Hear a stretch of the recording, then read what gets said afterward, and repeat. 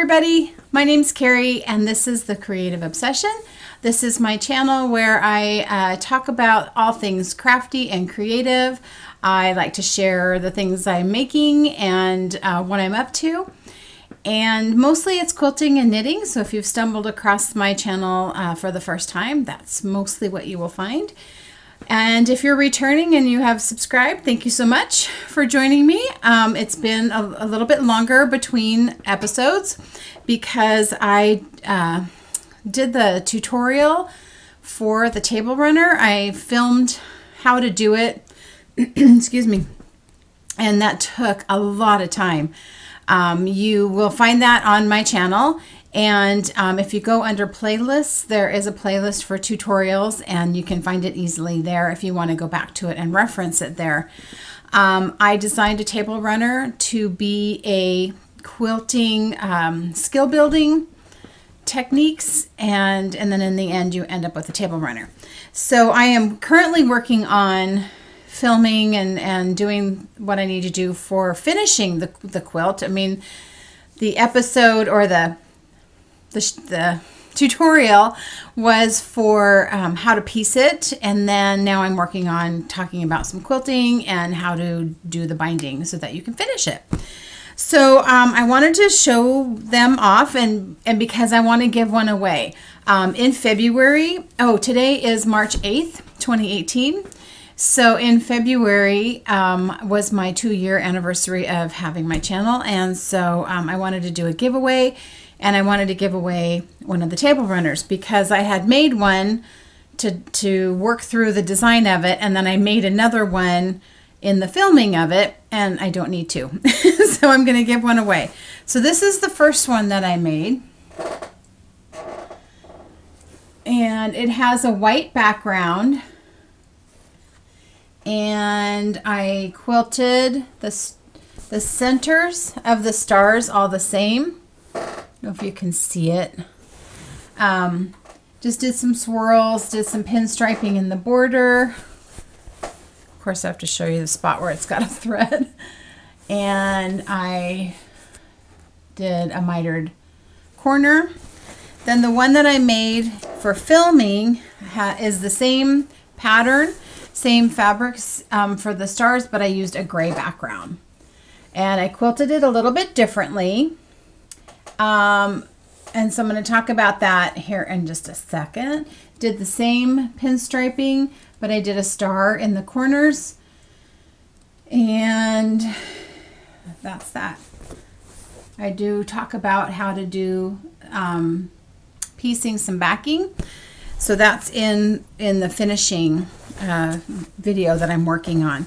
So the reason why I wanted to show you both is because I want to do the giveaway, but I want you to decide which one you want. Do you want the one with the white background or the one with the gray background?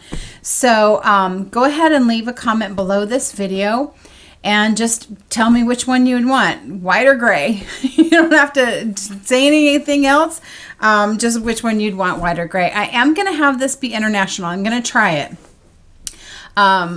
Just to see how that works, and fingers crossed that it gets to where it needs to go. So anyway, go ahead and make a comment down below. I will close the comments or stop taking comments or stop taking, names as of March 21st. I'm not sure if I'll film the 21st or 22nd. So I'll close it off March 21st, 2018. And then I'll pick a winner. I'll just put the names in a bowl and pick a name out, and then we'll see who wins. So good luck to you, and enter if you would like to win the table runner. The gray one, the one with the gray background, was the one that I quilted first, and I'm not as happy with it as I hoped to be. I hadn't quilted in a couple of months, and so it just, I don't know, I just wasn't warmed up enough or something. I mean, it's fine. It's just not as good as I would like it to be. But the piecing's better. And then in the white one, because it was something I was working out the pattern, I don't feel like my piecing's as great, because as you can tell here, is it that one? Yeah. I cut off the star point.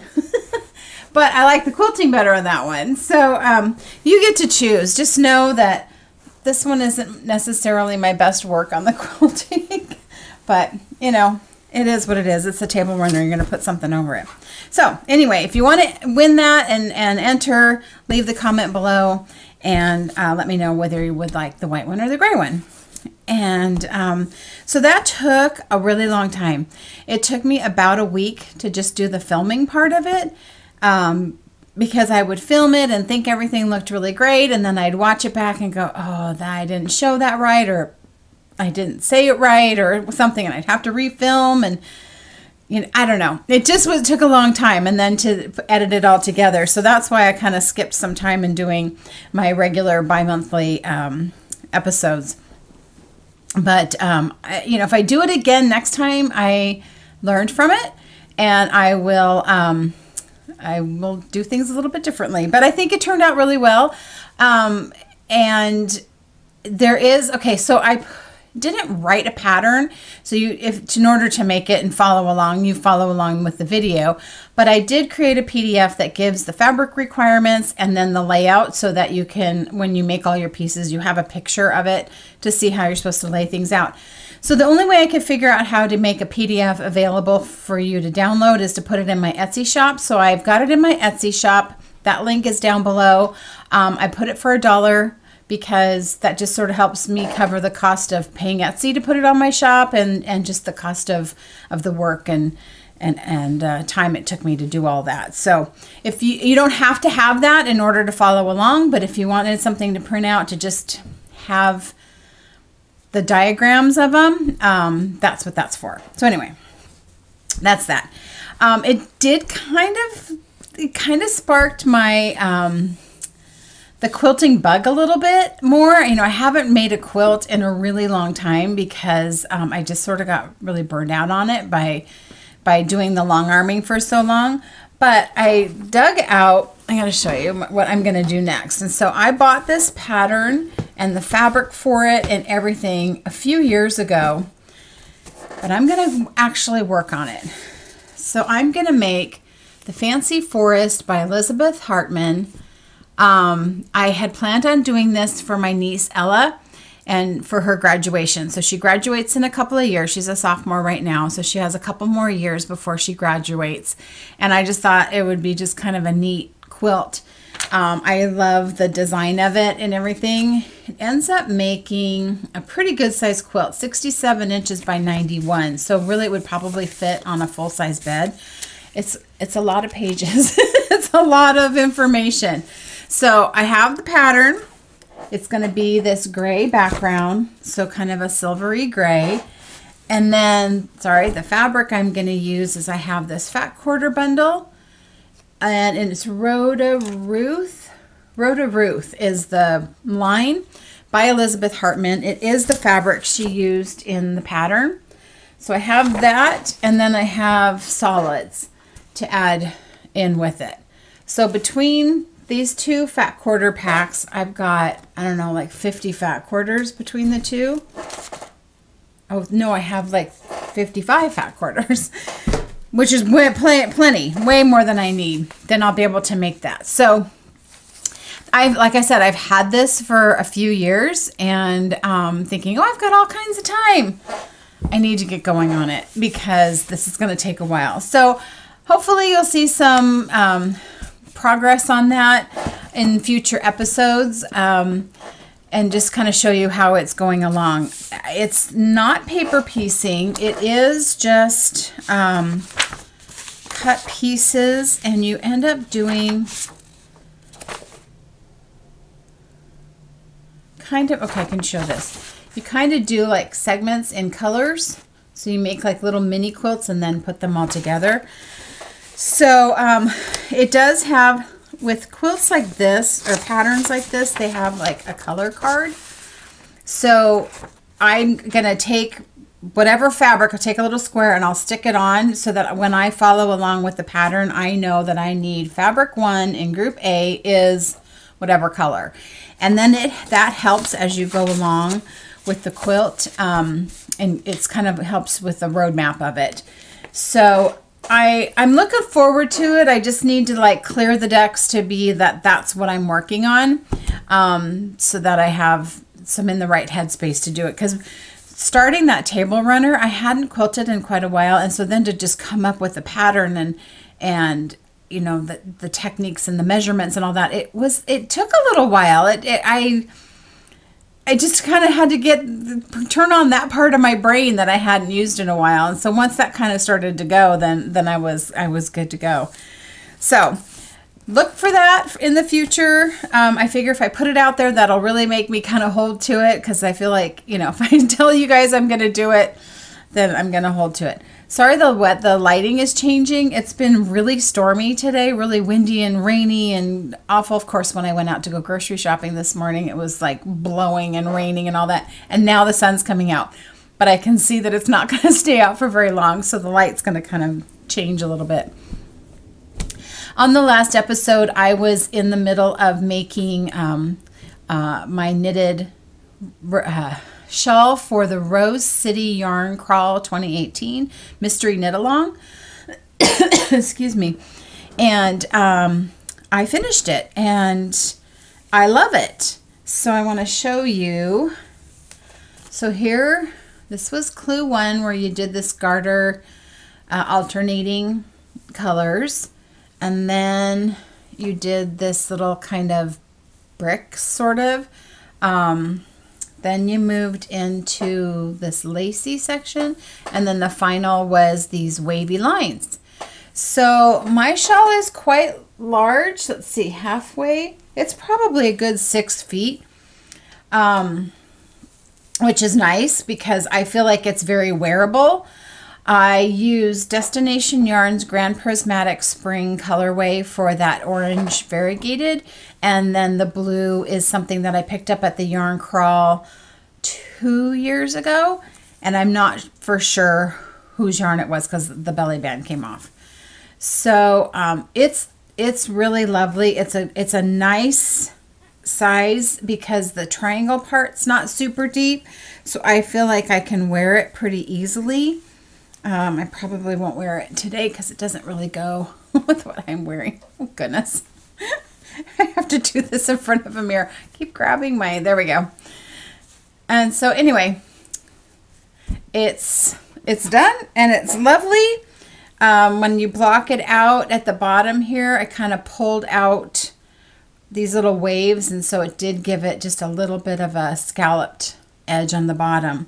So this is the Rose City Yarn Crawl MCAL, and it's called Ramona Falls. So I will link to the pattern. It's on Ravelry, and I'm not sure how they've got it labeled now that the yarn crawl's over. The yarn crawl was last weekend, and I didn't go because as I had mentioned before, Robert and Michael moved into their new house, and so we helped move them. And then last weekend we spent the weekend going to furniture shopping with them and just sort of helping them out with stuff, helping them paint a couple of walls before they get too much furniture in there, stuff like that. So that's been very fun. I've thoroughly enjoyed spending the time with them and stuff, but it's taken a lot of my time.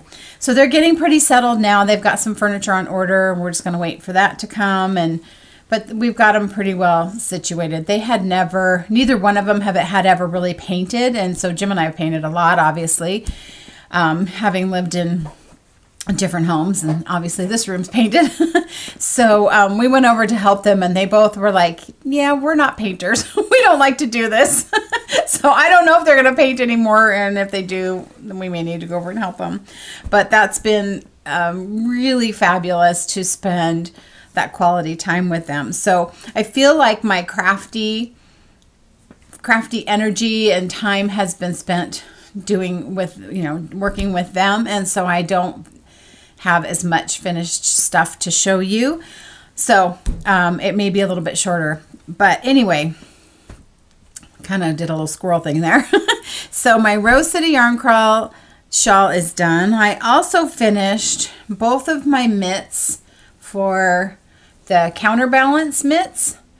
So these are the mitts. I had one done. I had actually knitted one and it was too tight. I had knitted the medium, and I decided, I mean, it was just too snug. And so I ended up knitting the large. And then I still messed up because you knit the cuff on a smaller needle and then move to a one size bigger for the hand and then go back to the smaller needle. And I got through the hand to go back to the smaller needle for the ribbing and realized I was still using the smaller needle. So I knit the whole thing on the smaller needle, but they fit. So I love them. We ended up getting really cold. It's kind of hard to see when I wear them, but it's got this really cool cable design that goes up the thumb. The funny thing is I knit them both with the same, I kept count of how many rows I did with different things, and I wrote it on the pattern, but my gauge, somehow my gauge got off or something, because can you see how much shorter this mitt is? Like, I don't know, because the thumb is the same thing. So one mitt is a little bit smaller, and I think it has to just be gauge, because I don't know that they're just as wide, or I miscounted when I was supposed to make however many rows, and I miscounted by like a row, 2 rows maybe. And so they're not exactly matching. They're for me. I would be embarrassed to give these away to somebody. They're for me. They fit, even though I did them with a smaller needle. They fit. I could tell. I didn't notice it till I went to put the second one on, and my thumb felt a little more exposed. And it's just a couple of rows, but you can tell that they're 2 different sizes. So anyway, this is my Hello Gorgeous colorway on my Plump DK. Excuse me, my Plump DK base, which I love working with. I think it gives great stitch definition. They're nice and toasty. Right after I finished them, we got some really cold weather, and I loved having them to go and take Millie for a walk, and it was only like, 25 degrees or whatever. Then I wish, because it got so cold, and I was like, oh shoot, I really could have used full mittens. Because it's really cold, and I was walking her like this, trying to keep my fingers warm. But it doesn't get cold like that very often, and so I will get more use out of these being fingerless mitts. And I love the colorway. The pattern was really fun doing those cables. So if you remember, I had made one in the medium, and I was realizing it was too small. So now that these are done, and I had, so I had enough yarn to make the ones that I really wanted, I'm going to make another one in the medium so that there's a pair so that I can give that away. So I got to get going on that. I didn't block these, and maybe, I wonder if I blocked them, if they would end up being the same size. I don't know. It's just a little teeny bit. It's okay. It's all good. I did finish a pair of socks. They're in the wash now, so I'll put a picture in here so that you can see my pink striped socks that I did. Just a vanilla sock, no big deal. But once those socks were done, I cast on a new pair, and I cast on, it's a new pattern by Zoe Carter. She has a podcast called Pins and Needles, and she designed this sock based off of Harry Potter, so it's curses, and it's the lightning bolt that's on Harry Potter's forehead. But I really liked the design. I liked that it was simple, so almost vanilla but not quite. And I had this yarn given to me. Lori, my friend Lori, gave me this yarn that is Rainbow Dash by, who's the designer? The Yarn at Home Mom. And the colorway is Rainbow Dash, and so it's basically like blue with these little dashes of rainbow. But I thought, well, actually the sock's gonna go like that. I thought that the lightning bolt design looked really good to go with my like sky and rainbow, and I don't know, to me it went together. So you do the rainbow design for a while, and then you just kind of go straight till you put the heel in. So I'm at the point of needing to put the heel in. I also am knitting these with my Knit Pro Zings, Knitter's Pride Zings, whatever those are. I think they're Knitter's Pride. I really like these needles. As far as double pointed needles go, I haven't knitted socks with double pointed needles in really a long time, because I usually go with my magic loop, which I really like. But I thought, now I got these needles that have a nice sharper point. They're not as sharp as Hiya's, but they're sharp, probably as sharp as my Chow Goose. So I like them. And it took me a little bit to get kind of used to it. I brought this with me to my niece's gymnastics meet, and I hadn't had a chance to get them cast on beforehand, which I usually try and have things like ready to just knit. So I'm casting them on, and I was just kind of like all thumbs, because now I've got the 3 needles, and it was just different. I dropped a needle on the bleachers and the whole thing. So I ended up, what I had cast on, I ripped out, put it on my on a magic loop, cast it on, got myself started, and then put it on the DPNs, because I was in an area, it was just, I was too distracted with all that was going on. But it took a little bit to go back to the DPNs. But once I got back into it, you know, it's like muscle memory, you're all good to go. So really enjoyable pattern. I like that it's just a real subtle design. I think it plays with those stripes really, really kind of cool. So I will link to her pattern down below. Keeping it in my little DPN cozy from Chestnut Fibres, which I love. So that is my socks, which I haven't really given a ton of love to, because I've been really pretty monogamous. I have to say, I'm pretty monogamous with my new shawl. I got the yarn crawl shawl done. The yarn crawl shawl. Got that done, and I was like, well, I have to cast on another one. No, don't finish your sweater. I think you need to cast on another shawl. So my sweater that I'm doing out of the DK weight yarn still needs sleeves. I've got maybe, you know, that far down on one sleeve, and that's where it's at. I just have no motivation to work on it.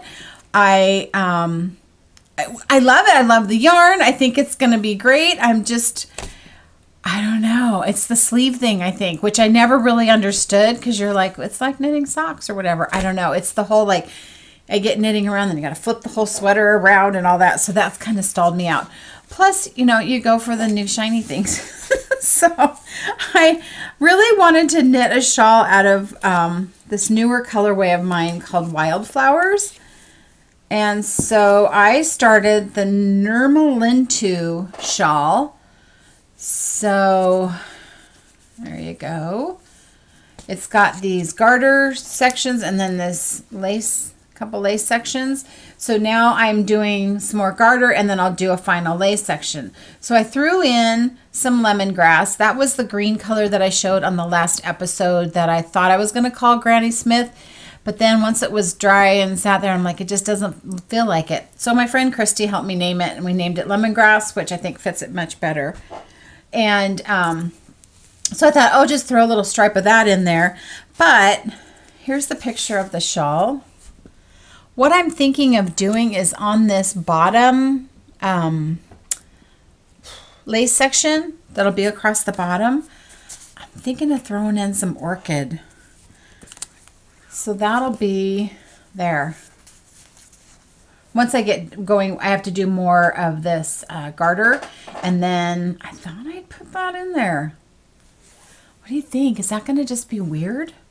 I think it'd be really pretty to just have that edge with the lacy edge be a different color. And then that would be, it's a great color for me, actually. So I think I'll do it anyway.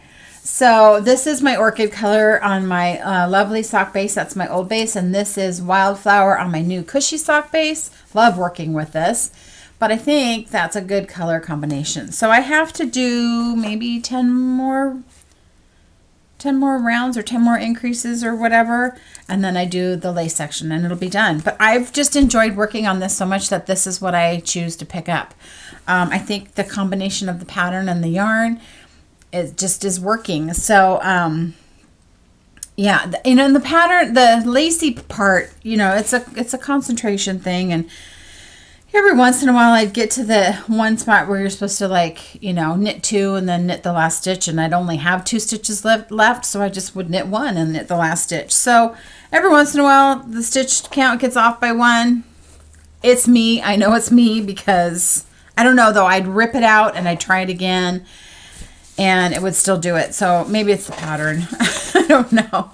But anyway, that's a free pattern on Ravelry, and so far it's been really enjoyable. I did get a Craftsy class on machine knitting a sweater. And so I watched like the first part of it and then did a gauge swatch with fingering weight yarn to see, and then you like try different settings on your machine, which would be the same as trying different needles to see what fabric you liked.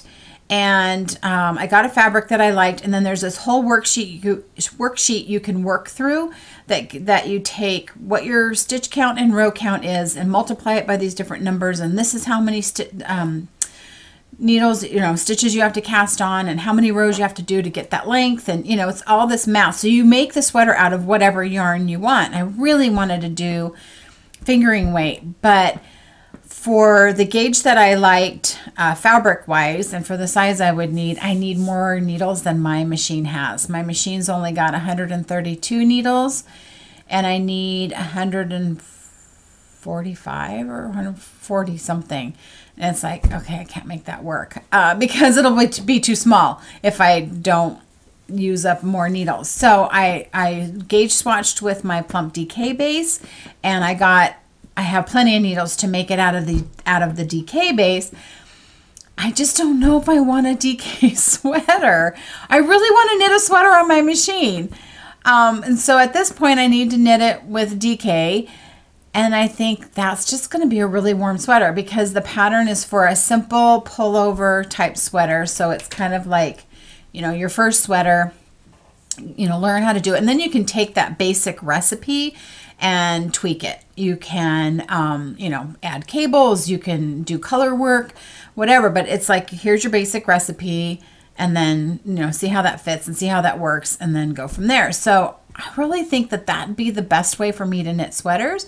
I just don't know if I'd wear it. I mean, already I have the sweater on my needles. It's a DK weight. I don't feel like there's ever been a time where I've thought, oh gosh, I wish I had that sweater to wear because I think it's going to be really warm. I don't know, but I really want to knit it. So I'm on the fence about it. I don't want to get a new machine. That would be crazy, which I could get a different machine and then sell the machine I have. But I don't know. I just don't think I'm very good at hand knitting sweaters. Fingering weight would be the good weight for me. I think they're too big of a project. I really enjoy more of the instant gratification stuff with the shawls and the mitts and whatever, stuff like that. I don't know. Famous last words. You never know which direction I'm going to go. So that's really it I have to show you. I did some pour painting over the last couple of days. That's something that I've shown on a previous episode where you take acrylic paint and you do some mixes with it and you pour it on. I'll pour it on a canvas in a puddle and then you move the paint around by moving the canvas. I can't show you because they're wet and drippy and make a big mess. But I'll put some pictures in to show you just because that's all I have to show you right now. And I'm making them for Robert's new house. I don't know if he would like them. I'm not really sure because they're abstract, they're just an abstract painting. And I just think that'd be a fun way to just add some color and some texture to a wall or something. So, so when they're done, I'll show him. If he doesn't want them, I'll hang them somewhere here in my house because I think they're kind of cool and they're kind of fun to do.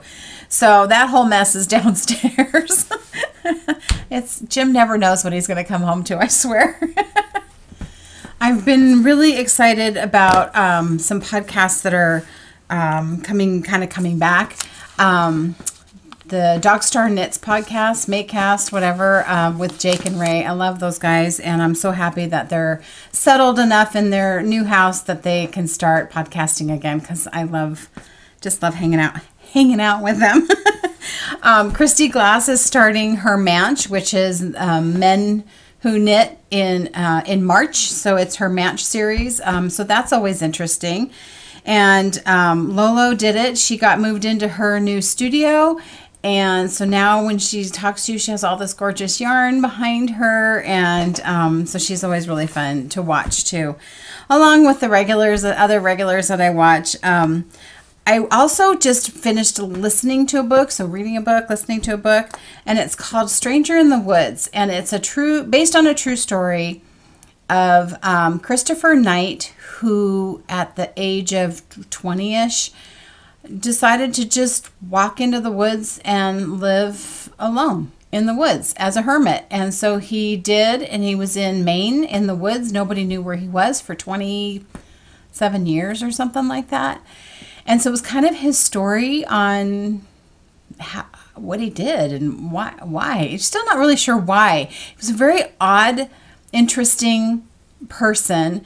And I love stories like that, especially ones that are based on true stories, because you just think, why did you do that? What propelled you into that life, you know? So anyway, I thought that was really interesting. It was a really good listen. So I have a couple other books that I'm on hold for, that I'm waiting to start something new. But I haven't started anything new.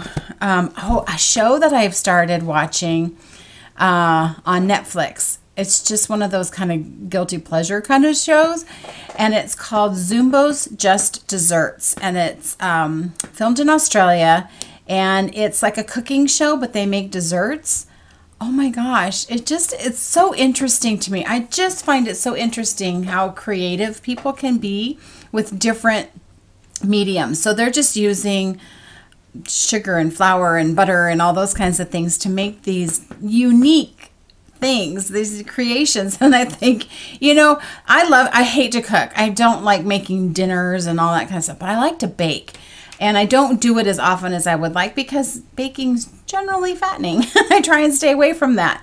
But, you know, the thing is with baking, even if it didn't turn out, it still tastes good usually. It may not look as good, but it'll taste good enough. So it's a fun kind of quirky show on Netflix, of just this competition of making these bizarre desserts. So that's been kind of a guilty pleasure of mine as well.